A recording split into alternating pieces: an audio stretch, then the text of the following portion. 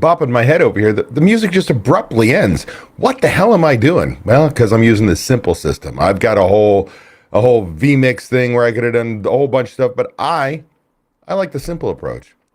Hey there, everybody, it's David Scott Peters. Welcome to STS. I hope you are having a fantastic week. I appreciate y'all joining me. Do me a favor, if you're on Facebook, one of my two private Facebook groups, when you type in a comment, you say good morning, ask a question, type in your name first because Facebook has decided not to let outside apps connect. In fact, I saw a video the other day that from somebody I follow that Facebook may be shutting down third-party apps from using them at the same time, which means we may at some point in time be going solely live on YouTube, or I might have to go YouTube, Instagram. I'm not sure about that. So we got some challenges going. If you're on YouTube, make sure you're logged into your account so you can type in the comments section and I'll see it here. Let's get started here. We've got DSMFNP. That's me. Who is this? See, this is where I need you to put your name in. This feels like somebody I know. Anyway, good morning to you. I've got Mary says, don't forget to add your name in the comments. Thank you, Mary. Appreciate you doing that. I've got Matt Plapp is in the house. What up? I have a question for you. I have a question for you. I had a member talk about a product that I did an analysis on without understanding. I'm looking at my other screen to try and find it. Something called Dineline. And I want to talk to you about that because it sounded like it wasn't a good thing, but I'm not sure. So I do want to talk to you about that. Jenny has put in the other group. Remember to put your name in when we do this. Otherwise, Deja Wakefield's in the house. What up, Deja? Good to have you here, man. We've got Shaheen's in the house, another ABR rock star. What's going on, my friend? It was good to see you in Las Vegas. Not that it wasn't good to see you, Matt, but you were late. I don't know. DSMFNP. Here we go again. I'm going to assume that's Platt, man. All right, we've got Schoenberg. Schoenberger. What up, Chris? Good to see you, my friend. It is good to have you on here. Ryan James is here. Good morning. Ready to enjoy the weekend in my Easter suit. Please tell me you don't have an Easter suit. Am I going to see that? You are awesome. You are awesome. We've got Keith Taylor. Chef is in the house. Good morning, Coach. Sunny in Philadelphia. And spring is beating winter today. Hey, man, that's going to change. It snows at Easter. Like, it always changes for you guys, which used to be me. Fitter's in the house. Need some inspiration. Fantastic. I don't know if I'm going to give inspiration. I'm teaching some tools today, but we'll see. Rocker Tutorials. Good morning, Rocker Tutorials. Don't know who you are, but I'm going to guess that you are a YouTube channel. Hopefully you're a restaurant person and you're not spamming. Peter, what's going on? It is good to have you. You don't have to type in your name because why? You're on YouTube. I've got Lindsay's in the house. What up, Lindsay? Key, man, I thought about you the other day as I'm watching the LSU. I'm not a fan. I'm not a fan of that coach, and I'm not a fan of their star player. But they're having some success, aren't they? That's the women's team, basketball, March Madness. Will's in the house. What's up? Hello, I'm Will. I want to start a chain from the start. Have food truck at the moment. Will appreciate all the help I can receive. Thank you. All right, my friend. That is a big undertaking. It's going to take a little time and it's going to take some money. But hey, more power to you. Matt Pleb says, Dineline is an agency we trained in 2018. Avoid them at all costs. I only had 2 agencies out of 700 that I banned. Dineline is one of them, of the 2 that was banned. Interesting. I was doing the math, man, and I just could not make it work. Brandon, what's up? Rockstar Tutorials. Rocker Tutorials. Brandon, what's going on, brother? You have a Rocker Tutorials. I have to look this shit up, man. Because, you do look like Bob Seger. We've talked about this. We got a good morning, Attila from New Jersey. What up, Attila? Good to have you here. All right, I think we've gone through our good mornings. It is probably the time to get started, so let's do it. Welcome to Shoot the Shit with DSP. STS with DSP happens every Friday at 8 a.m. Pacific Time, 11 a.m. Eastern Time, live on Facebook and YouTube, travel schedule permitting. We're going to invest about 30 minutes out of your day, get pumped about the upcoming weekend, get excited about crushing your goals, and finding the motivation to be the best you possible. Plus, I'll answer your burning questions. I'm Dave Scott Peters, creator of the Restaurant Prosperity Formula, and your coach. And today, I'm thrilled to share with you 3 simple yet incredibly effective systems designed to minimize bar theft. Now, again, for those of you who are joining, if you're in my private Facebook groups, make sure that you type in your name before you type in a question or a comment so I know who you are, because that connection is now broken because of Facebook. And if you're on YouTube, make sure you're logged into your account. We're diving deep into a topic that hits close to home for many bar and restaurant owners: reducing theft. It's a challenge that can significantly impact your bottom line. And as many of you know, in the hospitality business, every penny counts. I'm going to share with you 3 simple yet incredibly effective systems designed to minimize bar theft. First up, we're going to talk about stocking by the 6-pack, a straightforward approach that simplifies inventory management and makes discrepancies glaringly obvious.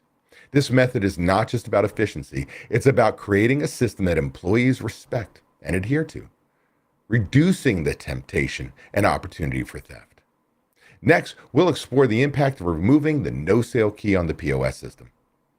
That's right, the no-sale key. This might sound like a really small tweak, but you'd be surprised at how significant it can affect your business. By eliminating the no-sale key, we remove one of the easiest ways for cash to go missing, ensuring every transaction is recorded and accountable. Lastly, we're going to dive into the perpetual inventory form, a tool that, when used correctly, becomes a game changer for your business. It's about constant vigilance and the power of real-time data to not only deter theft, but also provide invaluable insights into the bar operations.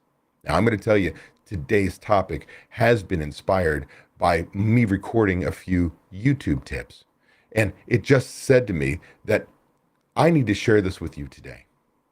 So join me as we break down these 3 systems designed to safeguard your profits and bring you closer to financial freedom for your restaurant, the prosperity you deserve.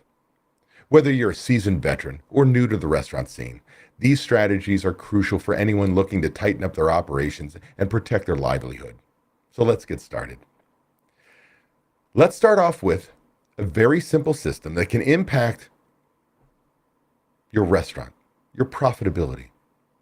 Heck, this is going to have a big impact on reducing and identifying theft. And this is stocking bottled beer by the 6-pack. Now, what do I mean by this? Let's say you're a bar or restaurant and you've got the coolers out at the bar, whether you're reaching down or you've got Anthony doors. At the end of every shift, you ask your bartenders and side work to restock, and they grab cases and they put the bottles in. And just to fill up those refrigeration units, they go take the box back that they didn't use all the bottles. And we've got all these random numbers. We've got 3 bottles of beer in a case, and we've got 10, and we've got 9, and 8, 7. Like, you pick it. Now, where do these cases live for the most part? If you're a restaurant and a bar, they live in your cooler with food. That means you've got people all access to that with all of your product just sitting there. Now, I live in Phoenix, Arizona. The restaurants I ran most recently were in Phoenix, Arizona. It gets to 118 degrees. You're going to tell me that the temptation of a line cook going in to grab, parsley, for Christ's sake, anything, they see these bottles of beer, that there's not somebody going to be tempted to pop a lid, down it in seconds, hide it under their apron, walk by a trash can and drop it out? Would you have any idea? When you walk in as a manager, as an owner, when you walk into your cooler, would you have any idea that you were missing a bottle? No, you'd have no freaking idea, because everything's random. So now, what we do is we only restock the bar by the 6-pack every single time. So at any point in time when you walk in the cooler, there's 6, 6, 6, 6, full case. 6, 6, 6, one 6-pack is gone and it's been restocked. 6, 6, 2 6-packs gone. 6, 3 6-packs gone. I will never see a random bottle. random number. If I see a random number, I see 5, anything that other than 6 in each one of those 6 packs, I have a thief. Now, I can tell you, I've had a manager who actually used this system, not only found that there was theft, knew exactly when it was happening, because why? When you walk into the cooler every single day, you know the shift it happened on. And she was able to nail it down to the vendor that was bringing food into the cooler. It wasn't even an employee. This very simple system allows us to say, hey, everybody, we can see when there's theft. We know when it happened, and we know what the finite number of people that are in this building and who it could potentially be. Who was the last one in the cooler? Who went in the cooler at all that day? So we keep honest people honest. Oh, by the way, there's a second benefit. When you're taking freaking inventory, you're not counting bottles, you're counting 6-packs or cases. How much faster will that inventory be? And accuracy is going to be off the charts because we're not miscounting. So again, stocking by the 6-pack can be a very powerful, simple way to prevent theft and, well, create some efficiencies. The next tool to reduce theft is removing the no sale key from your POS system. Now, y'all know the no sale key, right? It says no sale. What does it do? Well, in today's, computer age, it throws up a huge red screen that says no sale, which means theft. I'm stealing. There's a reason why POS systems put this humongous words up that says no sale, taking up the whole POS screen, because it is the potential for theft. Now, what is it used for? The no sale key, the purpose is to hit it to open up the drawer, right? We don't want a key in the drawer at any single time because that promotes somebody to jump the bar and rob you because they can simply get in. But the fact of the matter is, no key, gone. I need to open up. Why? The server at the end of the bar goes, hey, I've got a $20 bill. Could you break this?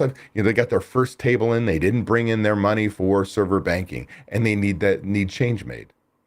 Or maybe it's a customer. You've got video games or a jukebox or whatever it may be that may still use quarters. Hey, I need change. I need change. And you open it up and they give change. The problem is by using the no sale key, you promote the opportunity for theft. Now, whether it is a bartender who is short pouring and knows that they're giving away drinks, or they're ringing up the regular drink but charging happy hour and keeping track, there are multiple ways that they steal. But the fact of the matter is, they have cherry stems and toothpicks and dimes and quarters and paper clips and rubber bands, and they all have a dollar value. At any point in time when they want to take that money out, put it in the tip jar, they can hit no sale, and it won't be in there that if you do a mid-shift bar drawer audit, you won't find it. But the real thing that can happen is this. A customer comes up, orders a bunch of drinks. The bartender sees they're going to pay with cash. They turn around, hit no sale. It immediately voids the transactions, open the drawers, and now the bartender gives change, collects the money, gives change as if they charged them, and keeps track with those cherry stems, toothpicks, and so on. That's their money. Now, do know you can catch this. You can simply go into, there is a no sale report on your POS system, and you can see that ring up and a quick void report and a no sale report, and see that they're using it. And often they go, oh, I was just checking prices. Well, then maybe you need to go through training again. If it were me, I'm completely removing the no sale key. But David, what if people need change? Well, your servers need to show up with their server banking money. Your bartenders need to know the prices. And you've got a manager who can take care of the guest. So that's the no sale. And finally, a very simple clipboard system that can have a dramatic impact on your bottom line. The perpetual inventory form. This is a system I've been promoting for 20 plus years as a coach and have been using for probably an additional 10 because I'm OLD. With that said, I'm going to share with you, I'm going to show you what it is, the perpetual inventory form. And here we go. Let's see here. 1 second. There we go. Now, the perpetual inventory form goes in a locked liquor closet, a locked liquor cage, a locked liquor area. Do you hear you hear me, right? Locked. Like the only person has access to that is a manager with keys. By the way, we don't throw keys to a server. We don't throw keys to a bartender to go get liquor. We don't throw keys to anybody. It is only a manager, because that way we keep our pool of people who could potentially be stealing down to just managers with keys. Now, what happens is this goes on a clipboard.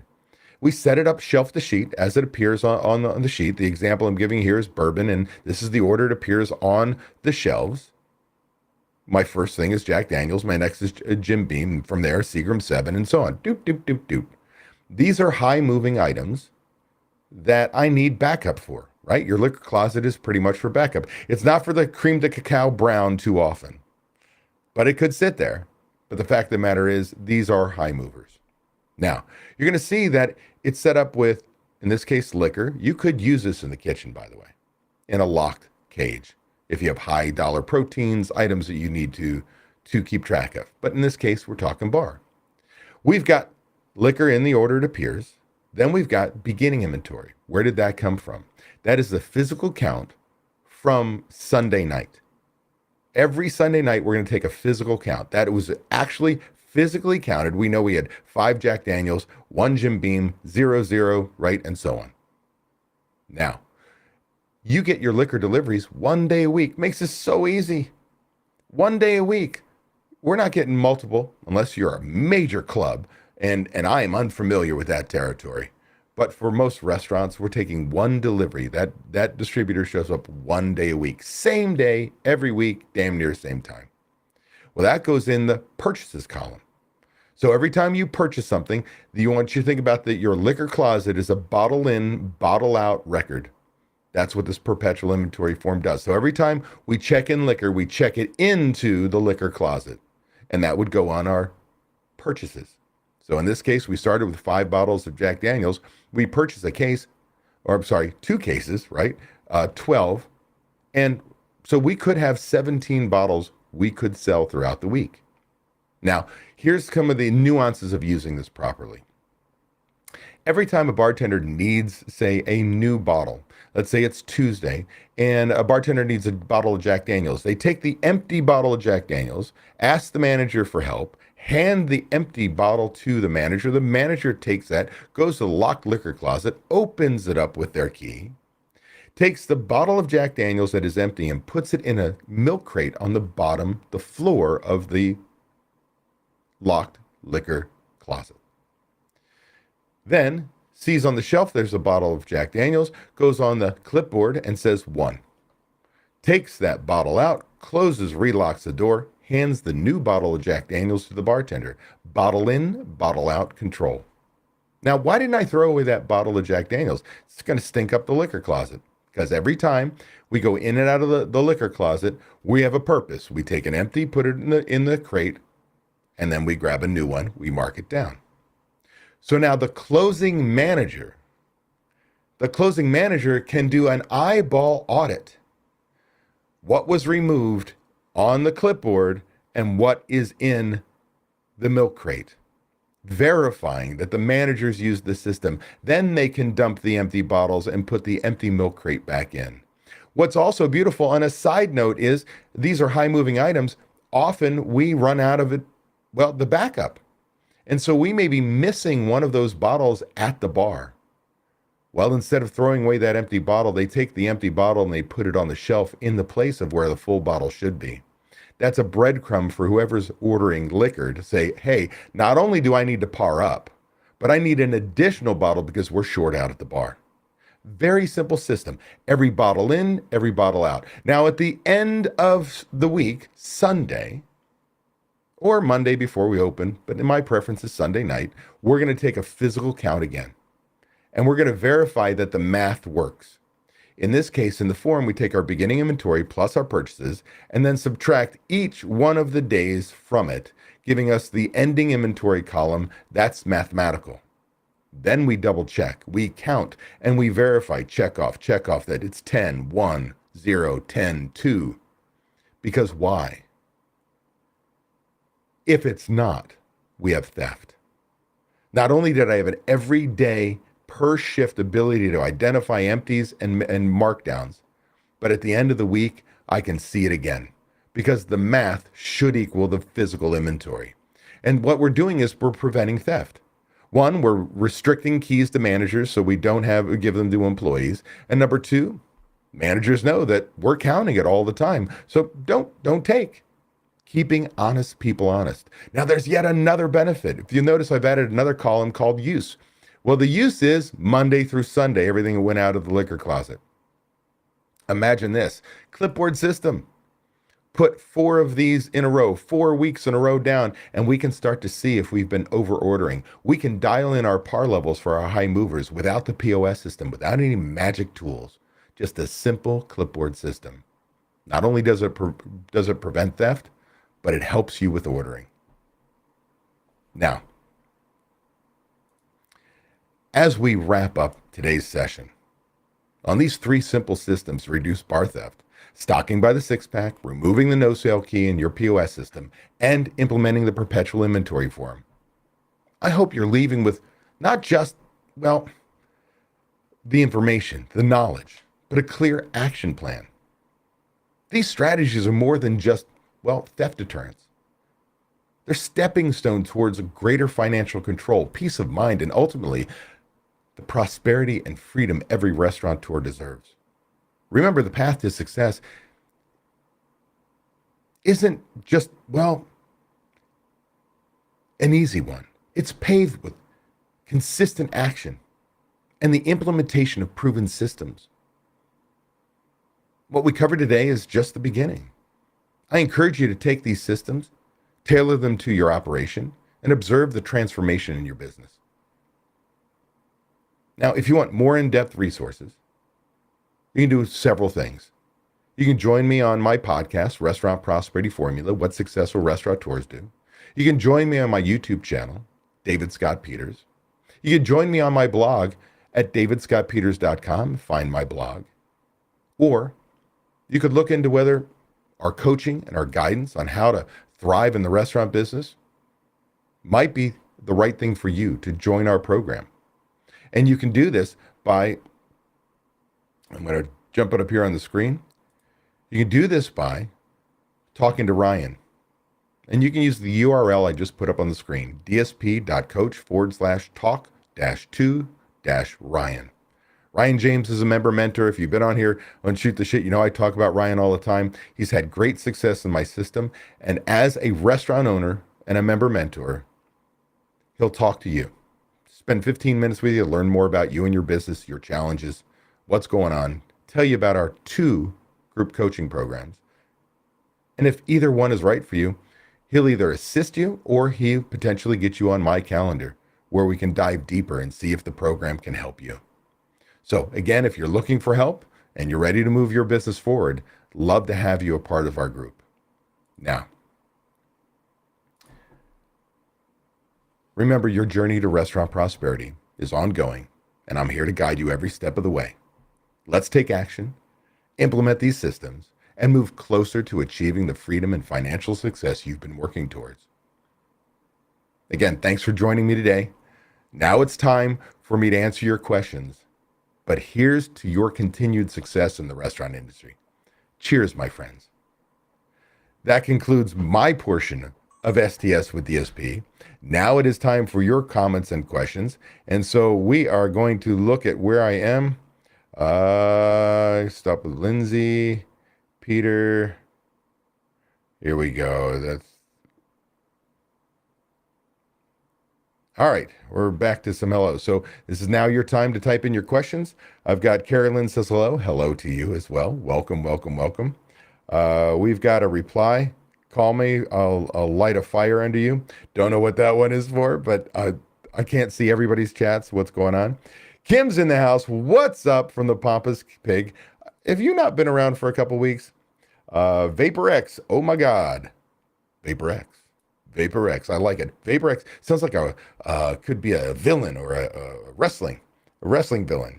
There we go. Jenny put in the link for book a call with Ryan. I've got a what's up DSP. What up, Jonathan Cowan's in the house. Wonderful to have you, brother. We've got Kim Rizzo. Love these tips. Thank you very much. And it's those tips. I'm dyslexic when I read, I swear. All right, we got Keith says, good stuff, David. We do not sell alcohol. We sell lemonade, Southern sweet tea, and Jamaican sorrel punch. Sorrel punch? I don't know what Jamaican sorrel punch. Sorrel. I'm not pronouncing it properly. That we brew. What is your opinion on selling house soft drinks versus bottles and fountain? An opinion. Well, I don't have a major opinion except for you've got to do what fits your concept. You've got to do what fits your core values. I can only tell you this, that if we had the discussion the other day on a coaching call, a discussion on whether I should use an off-brand or third a third tier brand like an RC Cola versus a Coke or Pepsi. And the truth of the matter is, for the most part, our customers have been conditioned Coke, Pepsi. And so sometimes when we throw in that RC Cola, we throw in that no-name brand, it can throw our customers off. It can also, if I'm a bar, I may have to make a decision on to potentially just go with Coke because do you order a rum and Pepsi? No, you order a rum and Coke. Do you order a Jack and Pepsi? No, you order a Jack and Coke. And so sometimes it's a flavor profile thing. We also could have spotters in there that if you're using Pepsi or RC or somebody else, and I order the drink, a rum and Coke, and I say sure, and I deliver it, you could be in trouble. And they send spotters around. But the fact of the matter is, where does it fit with your core values? I've also had people use nothing but specialty sodas, craft sodas, whether you make them yourselves or in this case from somebody else. Well, now maintaining equipment and buying the equipment and so on and so forth becomes a challenge. So I don't have an opinion one way or another, Keith. You just got to make sure that you provide something for every guest. So, for instance, you may, like we've got a little offshoot of an Italian restaurant here that does these Italian sandwiches, basically pizza bread that's folded over, and it's really, really good. Takes a little too long to cook, but a whole nother story. And they sell nothing but artisan sodas, but they do have Diet Coke in there, right? They've got artisan sodas and teas and water and cans of Diet Coke. So just make sure you can take care of that customer as well. And not everybody wants to have an iced tea if not. So there you go. That's my opinion. All right. Kim Rizzo says, actually, it's smart. Smart or smart? Not sure. All right. Mark. It's Mark. What's up, Mark? Mark Rizzo, you're on your wife's YouTube channel. What are you doing, brother? You gotta get your own and log in. How would I know that it's all right? Keith says, thank you, David. Those drinks fit our barbecue and soul theme.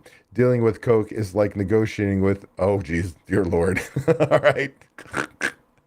It depends. I can tell you I've got people in markets with Coke that are stellar, and I've got people in markets where Coke is a challenge. It's like any one of our major distributors of any product. Depending on who's running that local market, it makes a difference, whether it's a third party or them directly. So good luck with that. But do know that sometimes you got to do what you got to do. So if it's not Coke, is it Pepsi? Is it somebody else? You got to make sure you take care of your guest. Sometimes we have challenges in buying product. All right, we've got Adrian says, employee retention and hiring best practices. That's a question, brother. That's a 2-hour seminar, right? So try and be a little more specific. What are we trying to do? Now, I could tell you that you could listen to my podcast on the Restaurant Prosperity Formula, and you can go to my website and scroll down to the bottom. You'll see all the episodes if you don't want to go to your favorite podcasting service. And I have a podcast on becoming an employer of choice, which covers this in great depth. But let me give you some basics, because this, again, I could spend 2-3 hours on this. Okay. So employee retention, hiring best practices, those are kind of together. Hiring best practices are making sure you've got a job description. You've got to make sure that you know what strengths and weaknesses you're looking for in a personality profile for each different position. You've got to make sure that you make it easy for people to apply. Confirm with them. Make them feel like, well, they're a customer. But once we hire them, if they fit our culture, if they have the aptitude to do the job, then anybody can be trained. If I've got a great training system. But here's where we screw up as an industry. We throw people in and say, follow this person for 3 days. We give them the freaking magic apron. Bling, you were a busser somewhere else. Bling, put it on. You know how to bus here. But no, we have different ways of doing things, and we don't know that they were trained properly at the other store. Maybe it's a new job. First time I've ever been a server. First time I've been a cook. So training is so important. With tests, evaluations, making sure people get through. Because when do employees do the most damage to you? When they're out of training, when they were not trained properly and they screw things up. How about not only training, pay? Are we competitive? Now, you got to have a budget. You got to know where you fit. It's going to be very difficult now for a lot of restaurants in California where fast food restaurants have now gone to a $20 minimum wage. The good news is there's only so many of those jobs that are available. And really, do you want to work there where you can provide this positive work environment? Become an employer of choice. It's proper supervision on every single shift that's fair, that's consistent. It's about making your employees feel appreciated. That can be done any number of ways. It's all those things put together. It's opportunity for advancement. It's understanding your why and why we're doing what we're doing, that there's a collective. We know why we're doing the things we're doing and going forward. That's what's most important. So again, I'd look at my podcast. Again, it is becoming an employer of choice. All right, let's see here. Kim says, Keith, just buy flats of canned sodas from Sam's for your guest who preferred standard soda. That can be done. It's just expensive. If ever I can have a soda gun or a soda machine, syrup is much, much less expensive. However, I'm not going to disagree with Kim. Let's see here. Keith says, just like national averages do not apply to your operation, site-specific job descriptions matter. Plan better, train harder. Yeah, that goes to the employee retention hiring best practices. Absolutely. He says, thanks, Kim. But I guess Kim can see that as well. But I don't know. I've got 3 different groups in here, all connected, and so we can see everything. Let's see here. That brings us to our 30 minutes of Shoot the Shit with DSP, man. I want to tell you, though, there is no Shoot the Shit next week. Next week, I will be in San Diego for a race. And this is a big one. This is the San Diego Crew Classic, which is a 2,000-meter race. As masters, we only rode 1,000. In college, we rode 2,000. So I'm going to find... I may find the Lord on this one because you want to die in 2,000 meters all out. So wish me luck. I'm rowing with my friend Erin.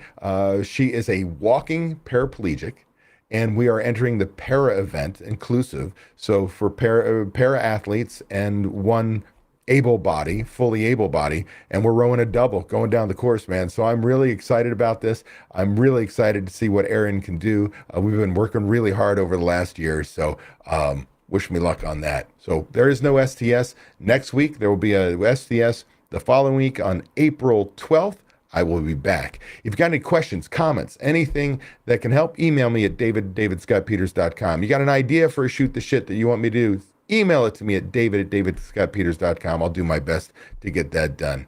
Otherwise, I tell you what, go out there, kick some ass, and we'll see you in 2 weeks. Peace, everybody. Bye, all.